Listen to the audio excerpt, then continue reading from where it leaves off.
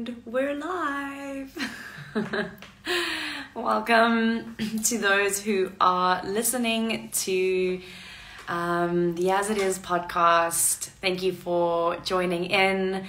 Welcome to those who are watching this on catch up on Instagram. Thanks for joining in. Hi Karika. I see Brian's already here. Domi. Hi my love. Chantal. Lovely to see you all here. Welcome, welcome, welcome. There we go. Hey, Adrian. All right.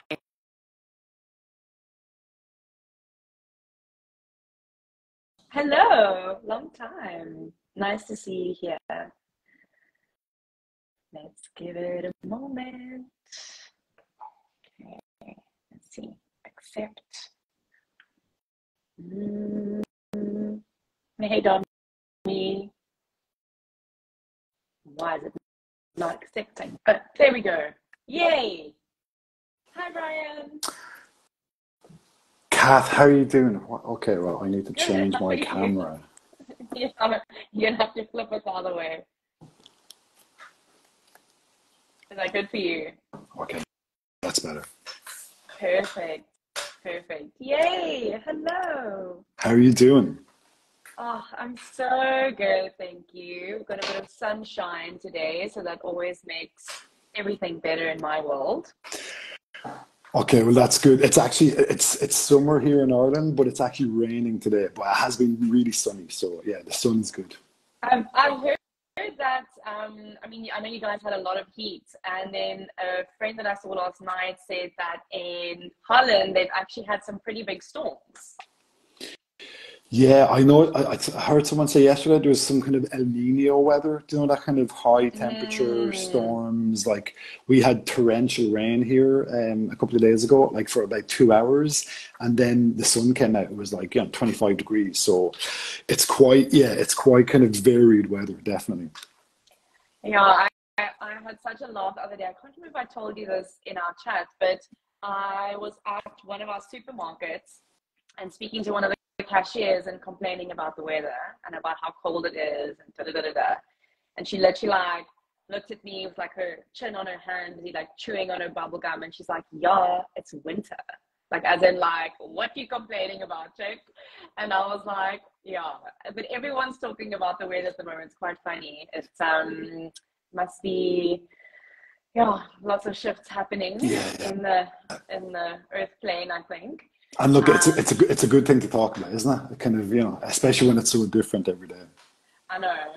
And here, when I think it's changed for me because I live at the ocean now. So swimming has become such a big part of my life. Where when I lived in the city, like the weather didn't matter as much because you just kind of in buildings doing your things. And now I'm like, oh, I want to go swim. I want to walk my dogs. I want to hike. So like how your lifestyle, when your lifestyle changes to include nature so much, you become so much more aware of like, but is the sun shining? Is it full moon? What are the tides like? And it's such a beautiful way to actually, start living to be like more connected, where I think the average thing is like, oh, small talk is like, let's talk about the weather.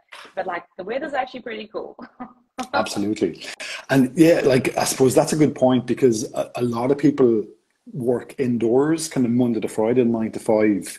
So they're not that influenced by the weather. So yeah, if you're kind of depending on the weather to go for a swim or walk your dog, you're paying much more attention. Coming down to that, like, what's your connection to nature, I guess. Yeah, absolutely. Oh, Brian, thank you so much for being here. Now that we've chatted about the weather, everyone, welcome. Welcome to those who are here live with us, and also again a little welcome to those who are going to be watching this on catch up or listening to this on the As It Is podcast recording. I'm very, very humbled and excited to have Mr. Brian Barnes here with me live today.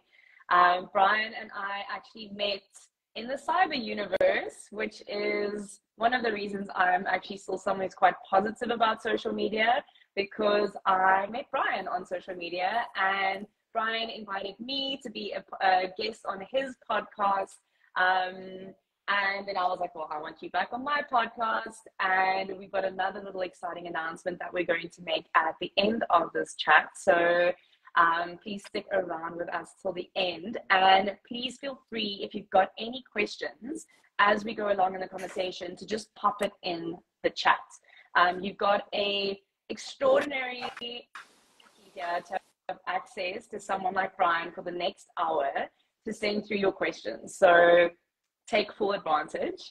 And so I think that's a great place to start, Brian, is just to those who are here who might not know you yet. I know I sent through a few kind of questions that we'll run through. I'm sure it'll all just segue into one another, but just a little introduction, a little bit about who you are, where you're from, a little bit of your upbringing, you know, what do we need to know about how Brian came to be Brian today? It's loaded. Okay, wow. A loaded question. What a straightforward question. Okay, well, look, thank you so much for having me, Kathleen, and it's my pleasure, and I'm honored to be here talking to you.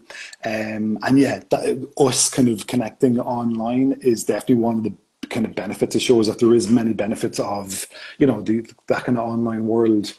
And yeah, I had you on my podcast, and okay, my name is Brian Barnes. I am in Ireland, so I've lived in Ireland for the last 48 years. I lived in Australia for a year, kind of in the middle of that.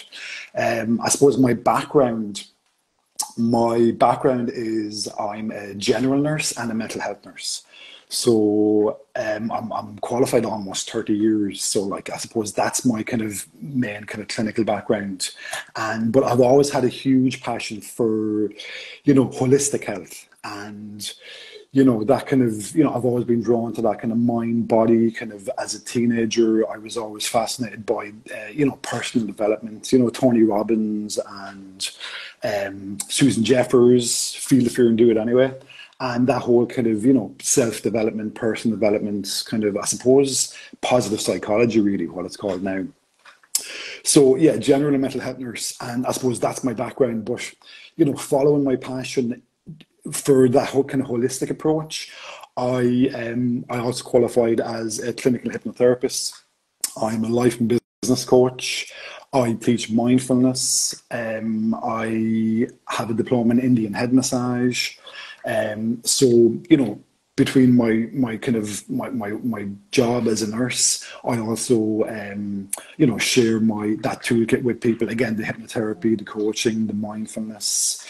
And I do employ kind of well-being as well, kind of talking about, you know, workplace well-being. And I also have that Mind You podcast, which is all about self-care, which again is a real passion of mine, because it's kind of giving the, you know, it's giving the kind of the power back to the individual rather than going to see someone. And, you know, it's like I go for Reiki, I go for acupuncture, I go for counseling, you know, I go to see people. But I suppose when I started the podcast in January 2021, which was kind of, the world was kind of locked down, so you couldn't go anywhere. You know, you couldn't walk out your door and go to a spa or a retreat or you know, a Reiki session or an acupuncture session. So it's about what can you do, kind of DIY, what can you do at home. So that kind of, I suppose, sparked the kind of journey I'm on now with the Mind You podcast, which is, you know, sharing what people can do for themselves kind of at home. And again, you know, it's, you know, whatever about going to see someone and, you know, kind of getting the benefit of that, but like, what can you do from the inside out? And we've talked about this, you know, it's about building resilience from the inside out. It's about that kind of self-care from the inside out. Because a lot of people, you know, and like, I suppose our society tend to look for outside in, you know, what tablet can I take? What medication? What's the quick fix? What cream can I put on? You know, what kind of, what's the newest kind of, you know, what's the newest fad or trend? And, you know, and I suppose that does bring on board, you know, like in the last couple of years, lots of people are sea swimming and cold water swimming and, you know, that whole kind of breath work and, you know, people are realizing they had a park next to their house that they never knew before, you know, so like, but again, it's just bringing that whole self-care. So that's my, I suppose, I work from Brian Barnes Wellbeing. That's that's where I kind of have my toolkit, which is I suppose that medical and kind of clinical background, and also, those other tools, the hypnotherapy, the coaching, the mindfulness, and again, just trying to share that, because, the ripple effects, again, that self-care, and like, that the old line, like, self-care is selfish, like the opposite is true. Like, any little bit of self-care that someone can do that can raise their energy, that can, create a better sense of well-being, ripples out into the world, into their family, to their, to their colleagues, to their friends, out into their community. So, that's pretty much me. Mm. I love conversations like these with people like you, Brian, because as you're speaking and my mind is going, you just continue to kind of say the words that I'm thinking.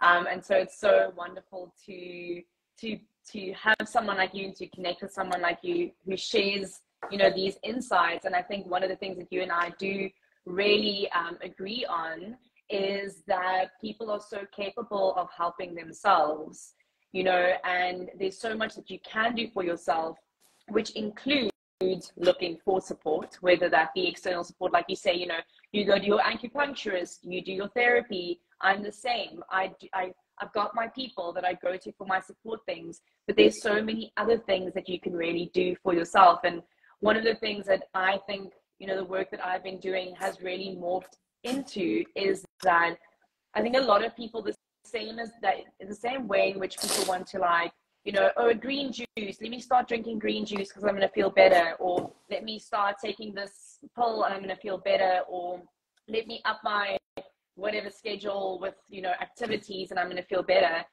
I think those things can really work, but if you're looking for the healing outside of yourself, you're not going to find it there, because it really does happen within. And it's also not always like a fun and joyous process. And if I think of my mental health journey, for those of you who are listening who don't know much, I talk about it quite often, that I was diagnosed with bipolar about 9 years ago, and went on meds and have gone through like a whole journey. And this is a whole story for another day, but I've come off my meds. I've been off my meds for 6 months. It's been amazing, but it's taken a lot of hard work to get there. And I think one of the things that when it comes to well-being and we speak about mental health, it's one of those things where it's like, it's out of sight, so it's out of mind, even though it's the most in-mind thing. And also, it's really hard to talk to people who have not experienced it before. If you have not experienced anxiety or depression, or anything like that, you literally cannot understand that person's point of view. So I think it's very different to if you've literally broken your leg, or you now have a disease and you can see it on your body, or you can feel it, or there are these outward signs that something's happening. It's much easier for people and for society to accept. And I think that's one of the things that really fascinates me and that I respect a lot about your work.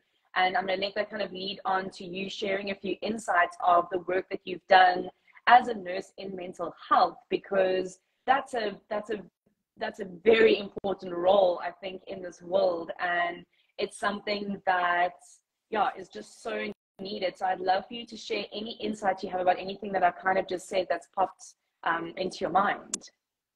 Yeah, well, look, we've talked about this, and when you were on my podcast about mental health, and you were kind of kind and generous and brave and honest enough to talk about your journey, and I've talked about my journey. Like, again, I work as a general nurse, mental health nurse, and I've worked a lot in addictions and the prison service, and intellectual disabilities, acute mental health, and I've had my own mental health journey. I'm 48, so like I've had a few, I've been on a few roller coasters in my life, let's say. And again, like, that has given me an insight. And like you said, Kathleen, if you break your leg, you've got a cast and crutches, so like that's kind of standard fare. If you break your arm, you have casts. you know, if you, you know, if you break your like, you know, any bone in your body, like there's a visible kind of obvious kind of, you know, kind of, let's say, treatment and people can see it. But mental health is, as you said, it's, you can't see it. And we're all on a spectrum. So like, you know, of mental, we all have mental health. Do you know what I mean? We all have mental health, whether it's kind of negative or positive. And that's the thing, because, you know, that's one thing we all share, is that we all have mental, you know, like it's again, I did a podcast with a guy last week. He set up a foundation here called Elephant in the Room. And it is the ultimate elephant in the room, mental health. So I suppose, you know, like I'm a huge believer in talking, as you know, and, you know, sharing my experience, my journey, and just being kind of having honest, open conversations about mental health. And it's hard because there is stigma. Do you know what I mean? There is a stigma around mental health, and people aren't inclined to talk about it. So like, that's one thing I've learned is kind of the best thing to do is to talk about it. And, you know, that tagline, it's okay not to be okay. You know, to really kind of live by that, because if not, you know, if we're not going to be vulnerable and honest and open, you know, people are going to feel that, and they're not going to be vulnerable and honest and open.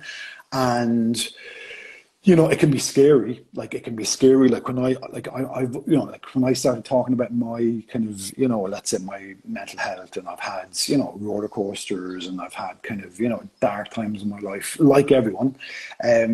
You know, especially being a guy, you know, I think it can feel a bit harder because you're meant to have this kind of, you know, stiff upper lip kind of thing. And that guy actually, who I talked to last week, who set up Elephant in the Room, Brent Pope, he played for New Zealand as a rugby player. This guy's like 6'6", do you know what I mean?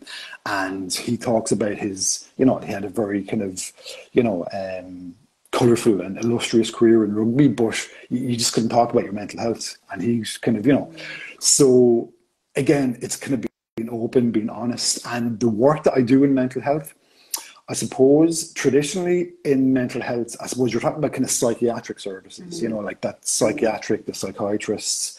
And even that word psychiatric and psychiatry is kind of, you know, is kind of getting less and less, and mental health is coming in. And again, you know, traditionally it was the medical model. So like it was pretty much based on medications, pharmaceuticals. And it is changing, because the gold standard in mental health now is the recovery model. So, you know, the recovery model is, you know, is all about, you know, self-care, and, you know, it's got kind of psychosocial interventions, therapeutic interventions. You know, we're talking about mindfulness and breath work and yoga and, you know, nature, getting out into nature and the benefits of that. You know, kind of looking at a more holistic approach. You know, everything that we've talked about, you know, that kind of, you know, looking at your mental health, your exercise, your diet, your attitudes, the loves in your life, the people that you love and what you love to do. Sleep is a huge thing. Sleep hygiene. You know, I still talk to kind of a lot of people about sleep hygiene, and they think it's, you know, they think sleep hygiene is like changing your sheets every week. Yeah. It's like, okay, well, that's good. It's good to change your sheets, but sleep hygiene is about having a clean... having a clean, as in having a routine, having a kind of a crisp, clean sleep routine. And, you know, they reckon no caffeine after midday, you know, reduced kind of stimulants, screens, kind of wind down time. So that's really good news in the world of mental health. And I did a HDip in mental health in 2017, and I did a lot of research. My main research was on those psychosocial interventions and the therapeutic interventions. And so that's the good news. So, and also actually I heard here just yesterday, they're starting to legalize the use of psychedelics here in Ireland.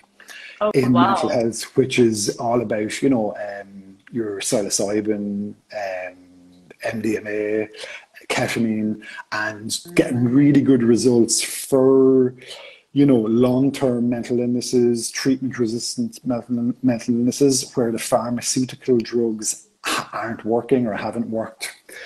So that's really good. So I suppose at the moment, you know, there's a lot of positives. You know, there's a lot of new approaches coming in, you know, because like up until now, like psychedelics in Ireland have been illegal, and I know in a lot of countries in the world they're illegal.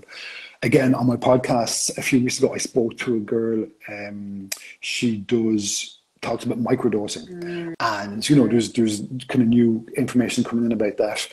So look, it's a really positive time. You know, like, and again, you know, we've had lots of conversations. So like everything we've been talking about in the last kind of year or so, you know, it's coming into mainstream. It's being talked about. It's kind of, you know, like, and, you know, it's been accepted by people. And again, just, you know, just to have that honest, open conversation as well about your mental health. And again, it can be scary, you know, but again, the ripple effects benefit everybody. Thank you so much for all those insights. I mean, one of the journeys that I've taken for me to go from the pharmaceuticals and off the pharmaceuticals has been microdosing psilocybin. I'm now using scaletium regularly. And when you are able to talk about what's going on, it's amazing how you then actually attract people into your life who can help you with those things. Because it's literally the whole idea of like, you don't know what you don't know. So if your only frame of reference of mental health is, oh, okay, I'm depressed or I'm anxious or have anxiety, I'm struggling, now I'll probably have to go see a psychologist, which will probably be this guy sitting in a room on a chair who doesn't understand me, who doesn't really know, you know, I don't want to rehash my stories, and then he's going to put me on some medication and it's going to turn me into this or this or this or this. I think we're so far from that now, but so few people understand how many options there are these days. There are so many counselors that I know now that are working so holistically and the like overarching wellness of a human. You know, even doctors where, you know, you come into the doctor's room and the first conversations are, how are you sleeping? What's your menstrual cycle like? You know, things that are actually really, really important to make a diagnosis of any shape, kind of form. And so that is very, very exciting. And it is very positive to know that that is on the up and up. And kind of segueing into, you know, how many different things they are. I mean, I think one of my practices that's really helped me has been cleansing. I think that up until my mid-20s, I was just layering in, whether it was toxicity, physically, alcohol, cigarettes, drugs, whatever, whether it was mentally, emotionally, energetically, the people I was spending time with, the places I was hanging out with.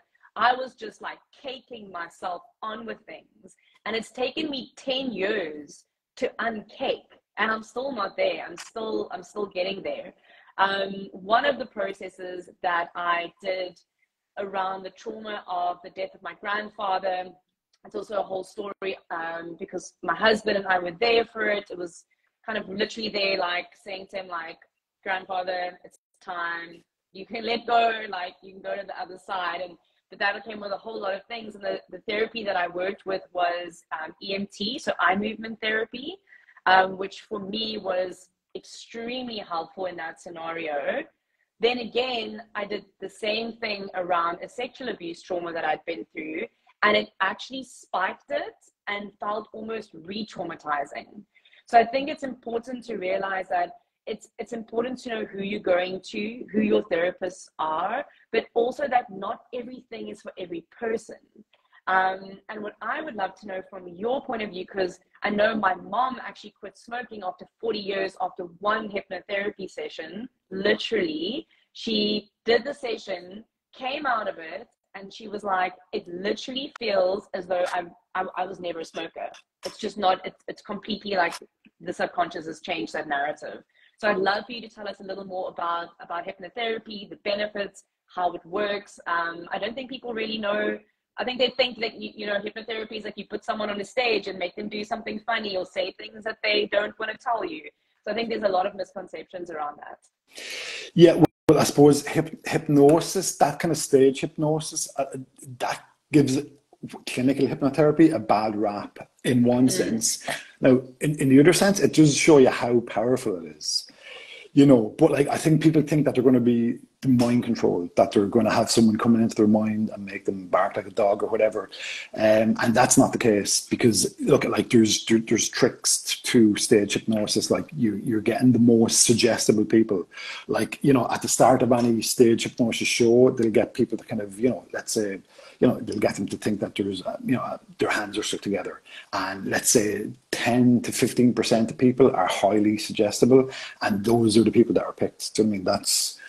That's kind of behind the scenes for you. So like, that's why it looks so dramatic. But hypnotherapy, like I'm fascinated by hypnotherapy. I suppose I've always been fascinated by the mind and psychology and positive psychology, and like kind of been fascinated by kind of Buddhism and mindfulness and neuroscience. And for me, hypnotherapy it's solution focused. It works with the subconscious, as you said. Now, what is the subconscious? Well, the subconscious is it's that kind of, I suppose it's an autopilot that we all have. And that kind of, that famous image of the glacier, that we're all, all you can see is like 10%. So they reckon like 90% of how we kind of, conduct ourselves is subconscious. It goes back to childhood programming and societal programming and kind of beliefs that we have. And, that's gold dust if you want to change a habit, because a habit is just a loop that you're on. Do you know what I mean? And it's just a kind of you're on a kind of a repeat. So you can kind of, if you can access the subconscious mind, and you can change your kind of programming, and you can change that loop. It's almost like, the way your favorite movie, there's a soundtrack to that movie, and we're all running on these soundtracks. And even, like going back to childhood, like they reckon, and I've learned this from doing the podcast, like how you kind of, how you self-care, how you speak to yourself, how you look after yourself is usually how your caregivers looked after you when you were a kid. So it's this kind of loop that we're on, that we kind of, it's on a repeat. So you can use that to your advantage, because if you access your subconscious mind, you can change those beliefs, you can change that loop. So I suppose that's why you hear about so many really impressive results from hypnotherapy. And I've had some, like I've done a lot of self-hypnosis, but I quit cigarettes from hypnotherapy myself, and so I know how powerful it is, and I tried everything.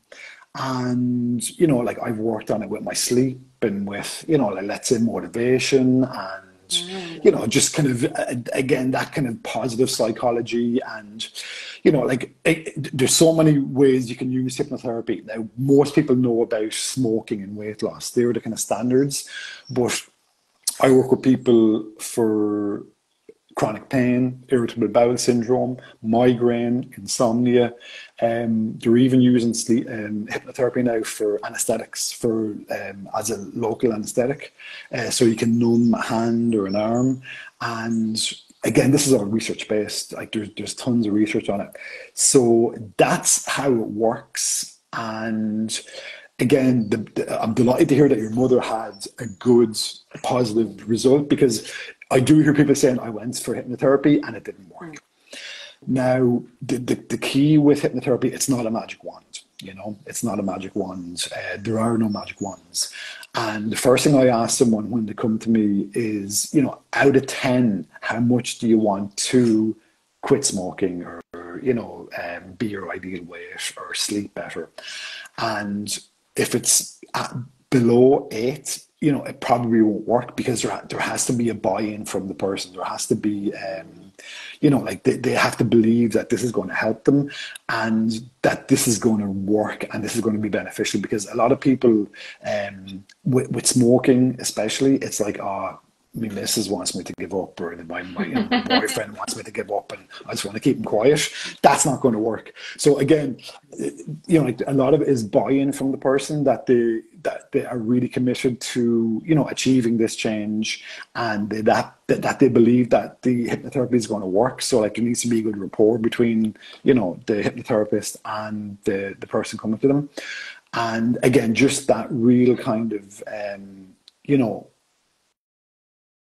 that kind of, or that drive to change, that kind of, you know, like, let's say, you know, that willingness to kind of work at it and to, you know, be committed to kind of, you know, let's say, you know, like changing habits. It's usually kind of baby steps, so it's not big changes. So it's the small changes. So yeah, it's just having that kind of, you know, buy-in from the person.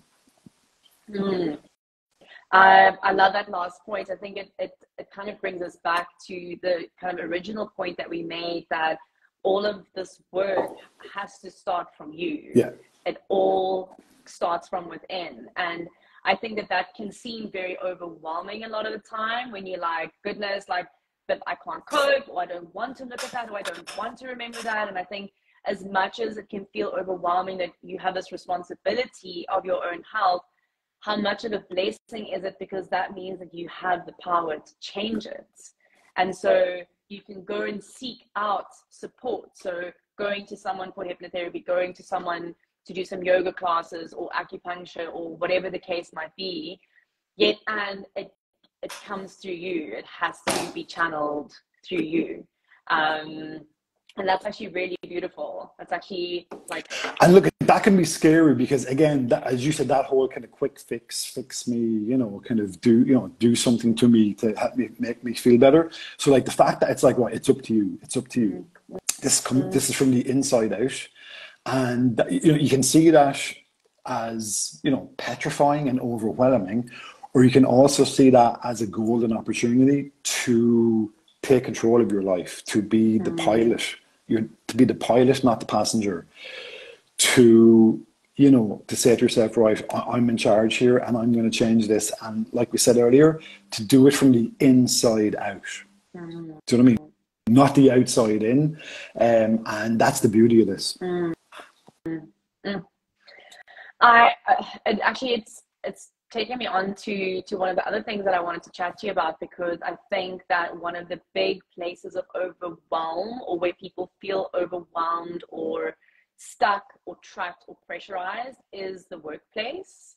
I think that's a very big thing, and it's been interesting for me in the last year to go from employee mindset to entrepreneur mindset, and to realize that the grass is not greener on the other side. Like, entrepreneurship comes with, I can't say more, but, you know, as many challenges, as many external stresses. It's a real thing. And I guess this ties in with our relationship to money, how we work with others, like where you're living, the actual environment of your workspace. But so many people are spending 8 to 10 to 12 to 14 hours of their day in their jobs, either in their workspace or on their computer. And I think that is one of the key role or key factors in why mental health is struggling at the moment. And it is, I know it's a systemic thing. It's going to be very hard for individuals to make massive ripples, even though we do have, you know, the light workers around in the world doing their thing. But it is a systemic thing. But what is your advice or your reflection on what people can do as individuals in these scenarios? Well, yeah, again, like I've talked about this loads the last couple of years, you know, with friends and kind of clients and on my podcast, that the world of work has changed so much. And again, that kind of home working and working from home and online, okay, that means like, okay, you're not stuck in traffic and you're not commuting, but there's a trade-off that, you know, you're not having those connections with, you know, like talking at lunch or at the water cooler or whatever. So, you know, there is kind of, obviously there's pluses and minuses with home working. Now, it's here to stay, I reckon. I think people have seen that, you know, like, why would you travel for 2-3 hours a day when you can do the same work, you know, at home? Do you know what I mean? Like in your home office. So I think it's here to stay. So there's obviously, you know, there's an appetite for it. But I think, and I talk about this with people, it's like, let's say there's a storm coming and, you know, you can insulate your home. You can kind of enforce the foundations of your home. You can insulate the walls and the roof. You can't change the storm but you can't insulate yourself against the storm. So again, I would say to people, it's about insulating yourself, you know. And again, it's that building that kind of self-care, like we've talked about, that resilience bridge, that kind of, you know, looking at your mental health, your exercise, your diet, your attitudes, the loves in your life, the sleep, your sleep hygiene. And now obviously, if your employer has well-being, you know, kind of initiatives in place, that's a bonus. Do you know what I mean? And like, I think actually, you know, that's, you know, a big kind of magnet these days for employees is if the employer does have that well-being of their employee in mind, because, you know, up until a few years ago, it was all very kind of, you know, tick box and kind of cookie cutter. So that is so important, because the return on investment on this for employers is massive. But, you know, let's say, again, not relying on your employer and bringing it back into yourself, you know, looking at, you know, that kind of resilience bridge that we talked about, you know, your mental health, your mindset, you know, are you kind of doing those kind of, let's say, you know, maybe some mindfulness, some meditation, kind of breath work? Is your kind of mindset positive? Is it a growth mindset? Exercise, you know, are you doing enough exercise? Like, let's say I talk to people about working from home, like eating their lunch at the desk. It's like a 10-minute walk boosts your mood for 90 minutes. So it's like, if you're working from home and, you know, you have a chance to get out, which I'm sure a lot of people, you know, do or should kind of weave into the day, get outside, you know, like 10 minutes, you're getting your vitamin D, your serotonin is going up, you're getting the fresh air, you're getting that kind of benefits of movement. You know, your diet, obviously your diet is really important. But it's, you know, especially what you're eating during the day, like, you know, that you're not drinking lots of coffee and eating lots of biscuits and stuff. Your attitude, I suppose, your attitude about this working from home, again, bringing it back to yourself. You know, obviously the employer has a part to play, but like, you know, like it has to come from the inside out. So that attitude of, you know, just being curious and, you know, listening to podcasts, being more open-minded around self-care, even, you know, this whole kind of 4-day week, this 4-day working week, because most people work Monday to Friday, 9 to 5. So even kind of looking at that and maybe exploring that with your employer, you know, maybe going to 4 days, because, you know, if you can show you can do your work in 4 days rather than 5, that's just kind of working smarter rather than harder.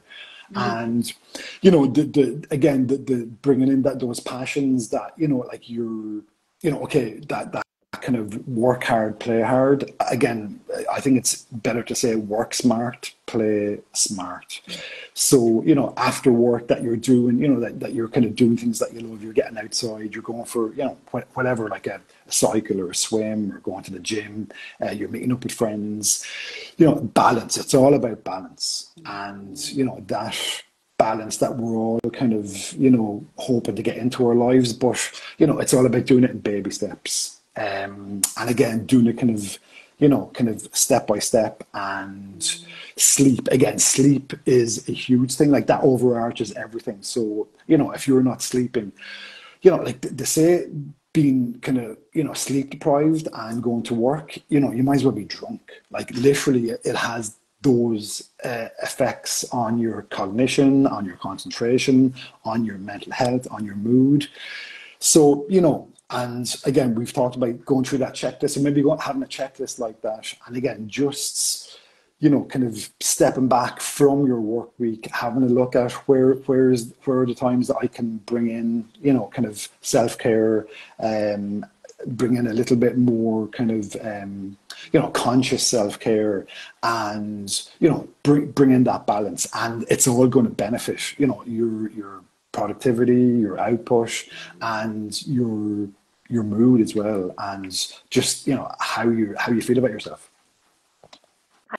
I love that you brought up sleep now, and this is something that I often say to my clients, and it seems quite extreme, but if you think about and so it sounds spoken, trigger warning, but if you think about how in war zones or whatever the case might be, what torture methods are, Yeah. what they do to human beings to A, break them, to B, get information out of them, to C, make them feel at their worst, to, you know, be on their knees. They will take away food, they'll take away water, they will not allow you to sleep, and they will add in extreme influences. So either like dunking in cold water or loud noises or whatever the case may be. And so if you look at what are those torture techniques and you water them down just a little bit, you can actually see that all around you quite regularly. Like, it's your screens, it's your TV, it's your phone, it's your emails, it's the city and the sounds, you know, that's all around you. It's not getting in your sleep. It's like, those are all things that are literally affecting your circadian rhythm, the way your body, your biology is able to function. That all has ripple effects into your hormones. Then your moods change. That affects your conversations, your relationships, the way you're taking in information, the way you're able to respond and react. It's all so connected. And these are all things that we're going to be talking a little bit more in depth about in the surprise that Brian and I are going to announce in the next few minutes. But yeah, that's really, really helpful, Brian. And I think what I would be interested to know is someone like you who's a dad, and you work in quite an intense industry. You're in nursing, you're in mental health, you're looking after people who you are constantly giving to. What are 3 of your self-care practices? You know, practical things that you do daily or weekly or monthly that really help you to hold your resilience bridge strong? Okay, that's a great question, Kathleen. And yeah, I suppose, yeah, being a dad, I've got 3 beautiful kids. We had 3 kids under 4. So I could write a book about sleep deprivation, to be honest with you. But yeah, like again, and as you said, self-care it's doing it from the inside out. Again, that's a great question. I suppose my 3, the first one is mindfulness. And to me, mindfulness, you know, it's not even, a lot of people are put off by kind of mindfulness meditation, and they feel that if they're not sitting on a mountaintop in purple robes, you know, they can't do it, or they're not going to do it, they can't fit it in. Like, mindfulness is just being gentle with yourself, and it's just bringing yourself back to the moment. And it's realizing during the day that, you know, your mind, we all have 60,000 thoughts a day. You know, and again, they've done research on this, and if you're not in the moment, there's a 75% chance that you're going to be anxious about the future or kind of ruminating over the past. So, and look, if, you know, we all do it. We all kind of go into the future, we all go into the past, but it's reminding ourselves that the moment, the present moment, is the safest place to be. So I do a mixture of kind of, let's say I do meditation, kind of, you know, a meditation practice, but during the day, it's that kind of, you know, kind of coming back to the moment, that kind of gently bringing yourself back to the moment. When I do a guided meditation, you know, I talk to people about, you know, when you notice a thought coming into your mind, just imagine that it's a cloud passing by in the sky, and just come back into the moment. And the key is not to give yourself a hard time, because look, I've done it myself. It's like, oh, here's me worrying about, you know, whatever, and, you know, kind of ruminating about doing this thing last week, and kind of, you know, giving yourself a hard time. And obviously that's counterproductive. We all do it, but like the whole moment, and knowing that we all have this kind of monkey mind, we all have this busy mind, especially these days with life and, you know, social media and just that kind of busyness, just to bring yourself back. A great tip I learned a couple of years ago was really our thoughts. If you look up in the sky, and there's, you know, like if there's a cloud passing by, like that's really the speed that our mind should be going, not our Facebook feed or our Instagram feed. So if you know, the next time you're outside, just kind of pick a cloud and just watch that float by. And that's really the speed that we should be going. So that's kind of mindfulness meditation. Nature is a huge one for me. Like, I'm lucky to I live in Wexford in the southeast of Ireland. So my nearest beach is about 9 minutes.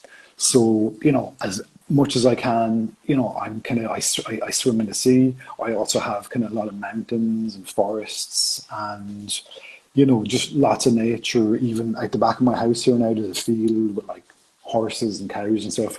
So, obviously, I suppose, for me, it's obvious that nature is healing and it's to get out in nature as much as possible. Luckily, those three kids now are 14, 12 and 9. So they're big into nature and swimming and hiking and cycling and, so I suppose I can doing that with them, with friends. I'll go for a swim on my own, but just getting out into nature. And most people, nature is closer than you think. There could be a park. There could be even just to get out into your back garden. Listen to the birds sing. Like, bird song improves your mood. And again, that's research based. Getting outside for 10 minutes boosts your mood for 90 minutes. You've got the vitamin C and the serotonin, and just you're moving your body, and you've got oxytocin, you've got all these feel good hormones. And diet is a big one for me. I'm vegetarian now 5 years. So that's, that has been a really kind of beneficial thing for me, because I always loved kind of salads and fruit and vegetables. Now, I suppose that whole Mediterranean diet is the ideal, but for me, that's been being vegetarian. It's just given me that, I suppose that sense of ownership, because I was always a reluctant meat eater. Now, look, if I don't preach to anybody, eat kind of what you want, but again, that Mediterranean diet tells us about the kind of extra fruit, extra veg. Like, even when I was a kid, the big staple when I was a kid in the 80s in Ireland was ham sandwiches. And I remember, I've had nightmares. Now, I always went for jam sandwiches. So even as a kid, I was the outlier because everyone else was eating these kind of ham sandwiches, and I'd look for the jam sandwich, the alternative. So I obviously always had that kind of, inclination towards kind of, eating less meat.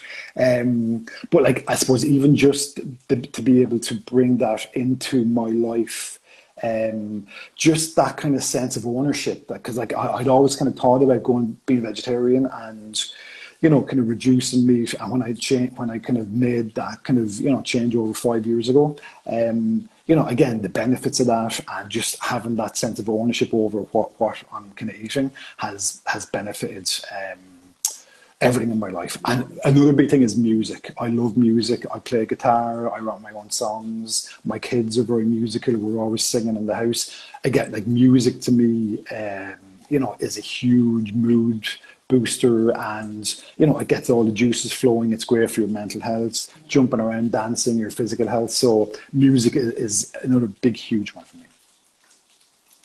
Oh wow, lots of nuggets in there, Brian. Thank you. And I'm gonna have to hear one of those songs at some point. At some point. Now you've let me in on the secret. No, I'm not gonna forget that. I actually was listening to, was it a podcast yesterday, I think, where they were speaking to how important having some kind of creative activity to do, like how good that is for our mental health. And I think, again, I've got a friend who, she is an amazing singer.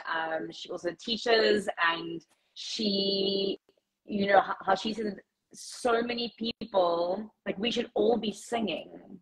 But since little, you've just been taught that if your voice almost isn't perfect or the best, then you should just rather not sing. Like, you're not going to get into the choir. Like, someone's going to tell you to shut up. But ultimately, actually, we can go so far into how much the voice does for us. Yeah.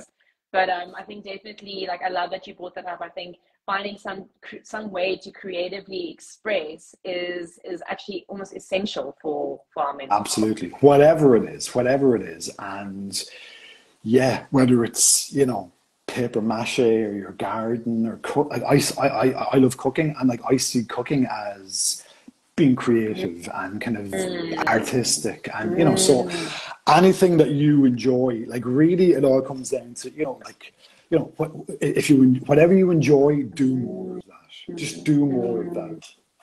I think if you, I love language as well. And if you break down the word like creative, it's creates. It's to create. So we are the creators of our world, and everything you're doing is a creation, whether you're creating a meal, whether you're creating an opportunity to be outside in your garden, whether you are creating art, in some shape. Creating conversations as well. Conversations. Look at us being creative right now on this in this conversation. Exactly. And it's so healing. It's so healing. Brian, I'm going to ask you the one question that we kind of ask everyone who comes on here. And it is, what is the statement, seeing things as they are, mean to you? Seeing things as they are. I suppose for me, seeing things as they are, again, it kind of comes back to mindfulness. It's about, seeing things as they are in the moment. Like, I study a lot of, let's say, concepts around mindfulness, from the Dalai Lama to Ram Dass, Alan Watts, John Kabat-Zinn. I'm a bit of a geek around the whole thing. But like, pretty much it's bringing things down to their very essence. So you're not adding on kind of, anxiety about the future, or you're not adding on kind of, like what happened in the past. It's about seeing things as they are, being in the moment, and having that kind of crisp, kind of fresh, kind of, clear kind of focus, appreciation for things as they are, right here, right now. And again, that can be so difficult. Look at, like, again, we've talked about this, and I know myself, like with that roller coaster of life, and of course I get caught up in the future and the past all the time, and that monkey mind is going all the time. But again, it's kind of, it's coming back to that that sense of just being in the present and just being kind of grounded and balanced. And Buddha said, a clear mind makes better choices. And I often think about that because, like, we all make lots of choices in life. And again, if you're in the future, in the past, things are fuzzy, things are kind of blurry. So like, seeing things as they are is just giving yourself that gift of the present moment and having that kind of sense of clarity and ownership for what's in front of you. I think one of the words that I'm going to take out of this conversation is ownership. And how amazing that is, because it is an opportunity. When you're in ownership of something, it's quite a lot of power.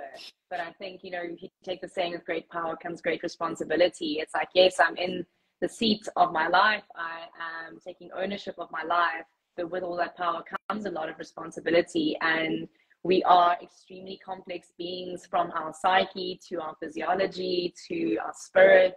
There's a lot going on. And I think for the average person, you can get very distracted in the smaller things outside. You can get caught in the past. You can move on to the future. But being right here, right now really is where it's at. Thank you, Brian. That's super beautiful. And I am very, very, very excited for our next offering together. So firstly, thank you to everyone who's been here live.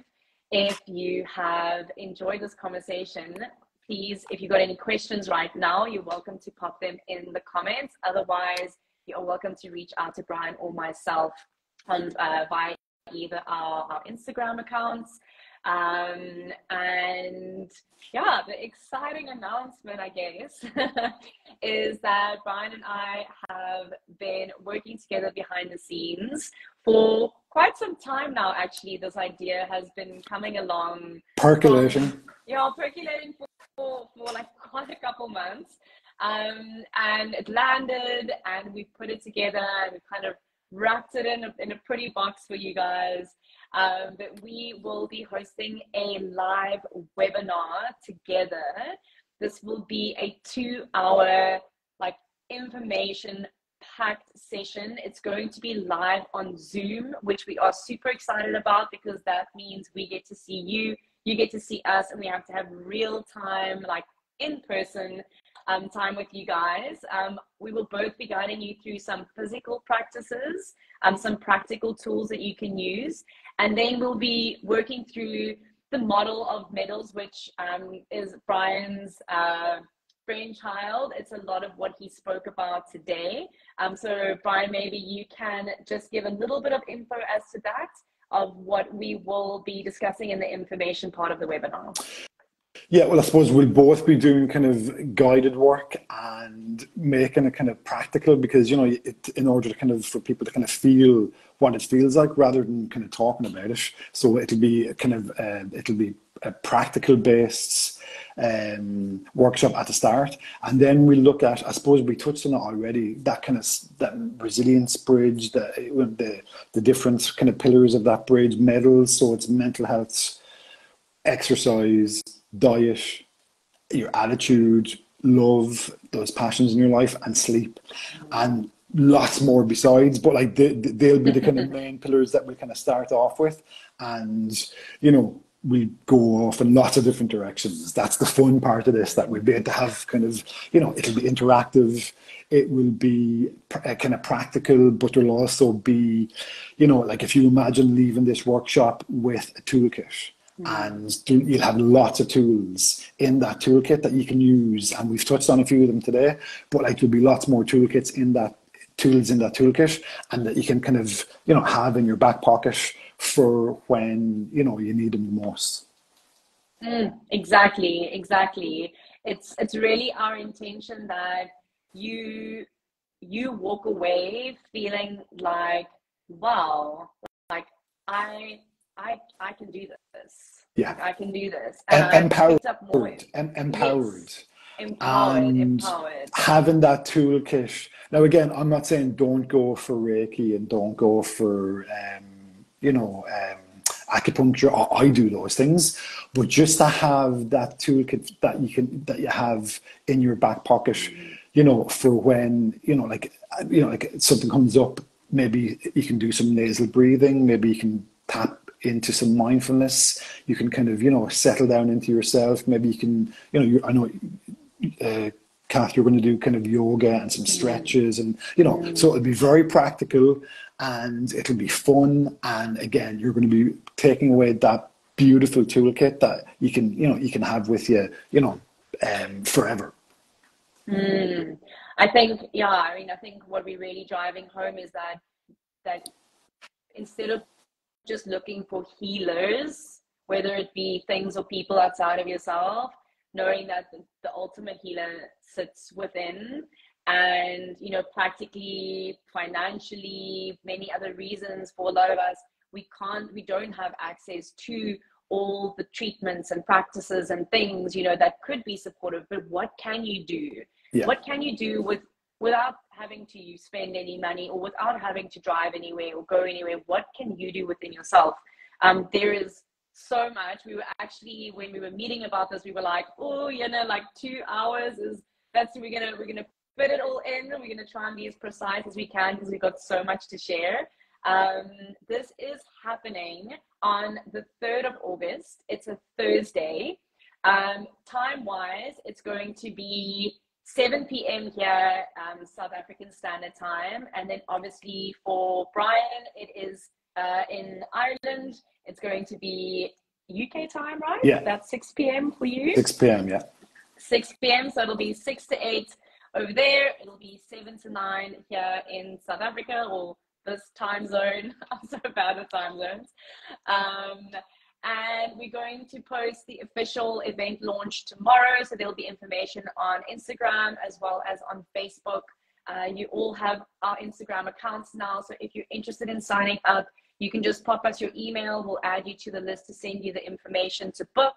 Yeah, and we really welcome everyone from all walks of life. You don't have to have experience with any kind of mindfulness practice or yoga or meditation or anything like this. It really is for everyone. And thank you all for joining. And thank you, Brian, for being here. It's really been such an honor, such a pleasure. Kathleen, thank you so much for having me. It's been my pleasure, and thanks for everyone for joining us. And yeah, I look forward to that workshop and lots of practical and fun tools and tips. Amazing. Amazing. Everyone, it's been an hour. I knew this was going to go to an hour. I think I'm going to stop fooling myself thinking it's going to be like, 30 to 40 minutes. It's always an hour. Thank you so much for those listening. Please remember to subscribe so we can keep growing the channel, so I can keep talking to amazing people like Brian on here. And yeah, wishing you all a beautiful day and week ahead. I hope this conversation continues to feed you and support you. And Brian, you are just the best. And we will be best, Kathleen. You're the best. Thank you. Thanks for all the work that you do. Oh, it's such a pleasure. But have a beautiful day, everyone. I will chat forever. So I'm going to say bye. And bye, see folks. you all on the 3rd of August. Ciao. Thanks. Bye-bye. Bye.